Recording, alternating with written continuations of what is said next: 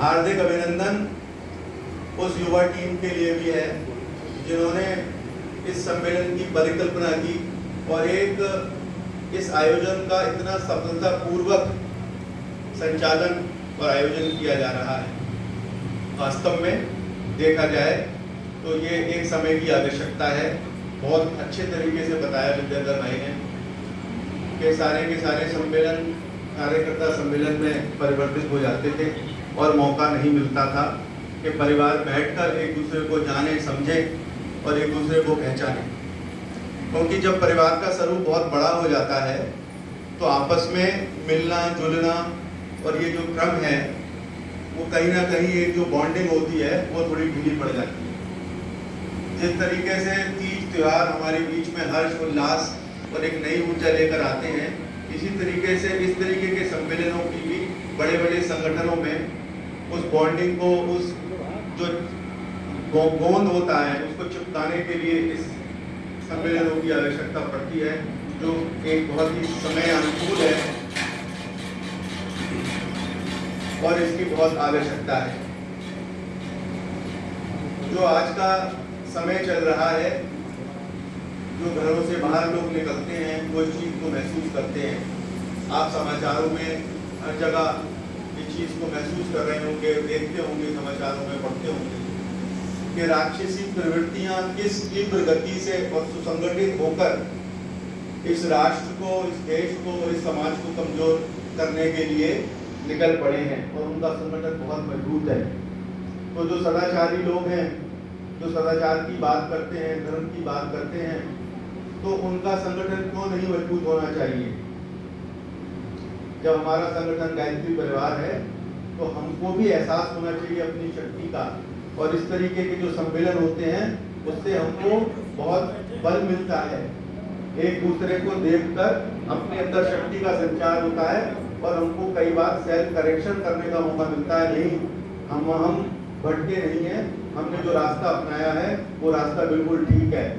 हमारे जैसे इतने सारे भाई बहन हैं जो हमारे साथ हैं। तो ये समय की आवश्यकता है। जहाँ तक प्रश्न है, भाई ने मेरे को आदेश दिया है कि आप अपने संस्मरण बताएं, तो मैं उस विराट व्यक्तित्व के बारे में, उस साक्षात अवतारी चेतना के बारे में मैं क्या बताऊं। मैं सिर्फ इतना ही कह सकता हूं कि मैं यहाँ जो भी हूँ, जो दो पैर से खड़ा हूँ आप सब लोगों के कारण, वो सारा गुरुदेव का दिया हुआ है। और अगर मेरे में कुछ त्रुटि है वो मेरे प्रयासों की कमी है। उन्होंने कोई कमी नहीं छोड़ी हमें सुधारने के लिए। ये सिर्फ हमारा ही आलस्य था या हमारे ही कहीं संकल्प में कमी थी कि हम सुधर नहीं पाए। तो जो भी अच्छा है वो सारा गुरुदेव का दिया हुआ है। मैं किशोर अवस्था से ही गायत्री परिवार से जुड़ा। भैया ने 1984 बताया था, मैंने दीक्षा 1986 में ली थी और एक महादायुग शक्ति सत्र किया था। नित्य प्रतिदिन गुरुदेव के दर्शन होते थे। वहाँ से सिलसिला चलता रहा और मेरा गुरुदेव के प्रति श्रद्धा, उनके प्रति विश्वास इतना प्रगाढ़ होता चला गया। और मैं आपको यहाँ एक बात और कहना चाहूँगा कि मेरे जीवन में जो भी भौतिक आध्यात्मिक जितना सारा कुछ है, जो मैंने कल्पना नहीं किया था और मैंने मांगा नहीं था, वो सारे का सारा उससे 100 गुना ज्यादा गुरुदेव ने अपने आशीर्वाद के रूप में हमको दिया। जो हमने कभी सोचा ही नहीं था, ना हमने मांगा। और हमने व्यक्तिगत रूप से मैं कहना चाहूँगा, मैंने गुरुदेव को कभी किसी चमत्कारी बाबा के रूप में किशोर अवस्था से नहीं जाना, ना ही समझा। मैंने उनको हमेशा एक मार्गदर्शक सत्ता के रूप में, एक अभिभावक के रूप में, एक गुरु के रूप में धारण किया। और उनके जो छोटे छोटे सूत्र थे वो मुझको बहुत ही किशोर अवस्था से ही मेरे अंदर ऐसे हृदय में गहराइयों में घुस गए थे और मेरे को बहुत प्रेरणा देते थे। नर और नारी एक समान, जाति वंश सब एक समान। ये कितना छोटा सूत्र था और उसने कितनी बड़ी क्रांति खड़ी कर दी। कोई कल्पना नहीं कर सकता था कि हमारी घरों की हमारी माताएं, हमारी बहनें मंच संचालन करें, यज्ञ का संचालन करें और आगे आकर देव कार्यों को करें। सभी जाति वंश इन सबके बंधनों को तोड़कर पूरी शक्ति के साथ सभी को आगे ले जाने का क्रम गायत्री परिवार ने किया। ये छोटी छोटी चीजें थी जो मेरे को बड़ा प्रेरणा देती थी। उनमें से एक वाक्य था कि खर्चीली शादियां हमको दरिद्र और बेईमान बनाती हैं।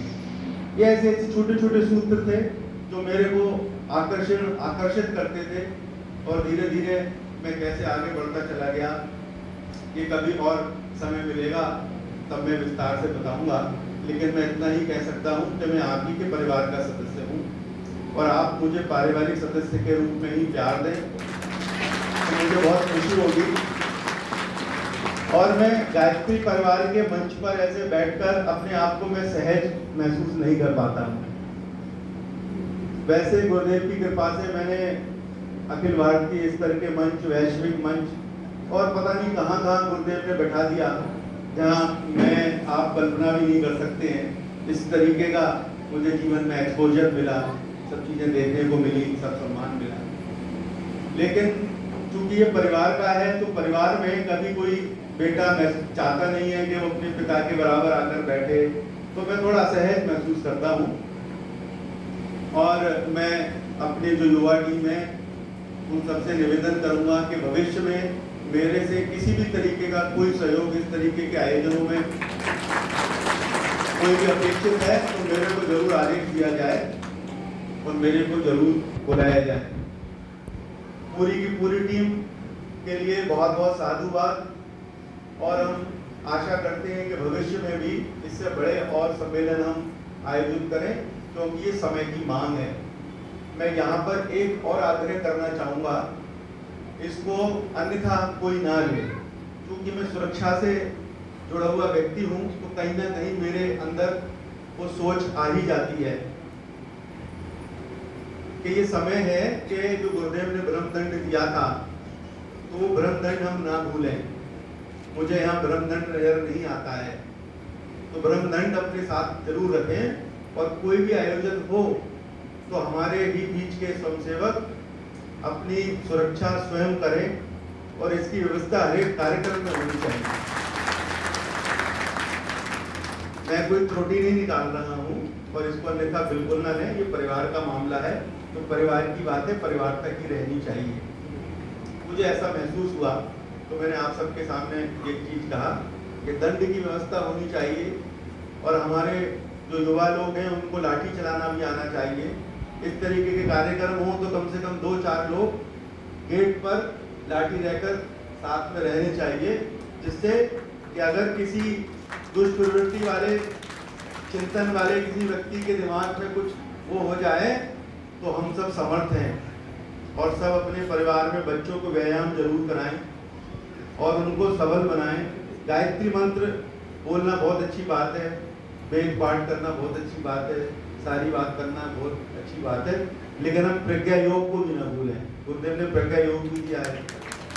गुरुदेव ने ये भी कहा था कि एक हाथ में माला और एक हाथ में बाला। तो ये जो हम युग्म संकल्प में बोलते हैं कि हम अपने शरीर की रक्षा आरोग्य से रक्षा करेंगे, ये करेंगे वो करेंगे, तो हम आरोग्य से रक्षा के साथ में हमें दंड भी हमारे साथ होना चाहिए कि जो दुष्ट प्रवृत्ति वाले हैं उन्होंने तो गायत्री मंत्र नहीं पढ़ा है तो उनसे कैसे रक्षा करेंगे, तो उससे दंड से रक्षा करेंगे। तो दंड को भी हमें नहीं भूलना है। इन्हीं शब्दों के साथ मैंने शायद समय की सीमा जो है ऐलान दी है उसके लिए मैं क्षमा चाहूँगा। आप सब लोगों का बहुत बहुत धन्यवाद। बहुत बहुत धन्यवाद भाई साहब। समय की सीमा की बात नहीं है, क्योंकि बाबूजी का ही आदेश था कि गर्मी है।